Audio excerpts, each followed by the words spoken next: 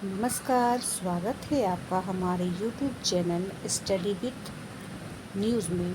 और जैसा कि आप देख रहे हैं, आज हम एनसीईआरटी सिविक्स कक्षा 8 के चैप्टर 4 को पढ़ेंगे, जिसका नाम है कानूनों की समझ। और इस चैप्टर पे आज हमारा थर्ड वीडियो है। और इस चैनल के मैंने डिस्क्रिप्शन बॉक्स में अपने फर्स्ट चैनल के लिंक को शेयर किया है। और उस चैनल में आपको कक्षा 6 to 8 के हिस्ट्री, ज्योग्राफी और सिविक्स के चैप्टर 3 आपको कंप्लीट नोट्स के साथ मिल जाएंगे। तो आप ज़रूर हमारे फर्स्ट चैनल स्कूल चले को ज़रूर सब्सक्राइब करें, उसे भी देखें। तो चलिए हम अपने आज के मुख्य बिंदु पर आते हैं। देखिए, हमने अपने पिछले पार्ट में जाना कि किस तरह से 2006 में घरेलू हिंसा के विरोध में कानून बनता है और महिलाओं को इसमें जागरूकता देकर घरेलू हिंसा के खिलाफ उनको अधिकार दिए जाते हैं। देखिए, यहाँ पर आपको बता रहा है कि हमने कानून के शासन पर केंद्रित जो है वो पिछले भाग में पढ़ा है। और भारतीय राष्ट्रवादी खेमा अंग्रेजों के द्वारा थोपे जा रहे मनमाने और दमनकारी कानूनों का विरोध और उनकी आलोचना करता था। तो इतिहास में हमें ऐसे बहुत सारे लोग और समुदाय जो है वो दिखाई देते हैं जिन्होंने अन्यायपूर्ण कानूनों को ख़त्म करवाने के लिए संघर्ष किए हैं। देखिए, हमने अपनी कक्षा 7 में सिविक्स के पुस्तक में पढ़ा है रोजा पार्क्स के बारे में, जो कि अफ्रीकी अमेरिका महिला रहती है। और 1 दिसंबर 1955 को एक श्वेत व्यक्ति जो रहता है वो बस में अपनी सीट छोड़ने के लिए रोजा से कहता है, तो वो इनकार कर देती है। रोजा का कहना था कि ये जो कानून है वो उसका विरोध कर रही है और जो सभी सार्वजनिक स्थानों पर श्वेत नागरिकों और अफ्रीकी अमेरिकी नागरिकों के लिए अलग अलग दायरे तय करता था। यहाँ तक कि सड़कों पर भी दोनों समुदायों की जगह जो है वो अलग अलग होती थी। रोजा पार्क्स का ये जो इनकार था वो एक ऐतिहासिक घटना थी।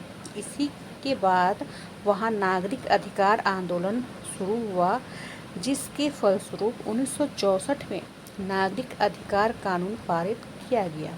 इस कानून के जरिए संयुक्त राज्य अमेरिका में नस्ल, धर्म, राष्ट्रीयता के आधार पर किसी भी तरह का भेदभाव जो है वो उसे गैर कानूनी घोषित कर दिया जाता है।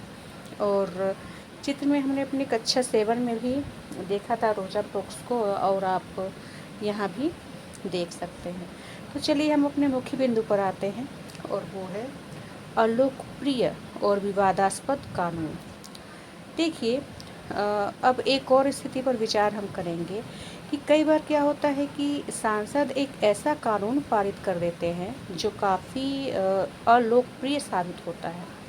ऐसा जो कानून है वो संवैधानिक रूप से वैध होने के कारण कानूनन सही हो सकता है, लेकिन फिर भी लोगों को वह रास नहीं आता है, अच्छा नहीं लगता है, क्योंकि उन्हें लगता है कि उनके पीछे जो है वो नीयत सही नहीं थी। इसलिए लोग उसकी आलोचना कर सकते हैं, उसके खिलाफ जनसभाएं कर सकते हैं, अखबारों में लिख सकते हैं, टीवी चैनल में रिपोर्ट भी भेज सकते हैं।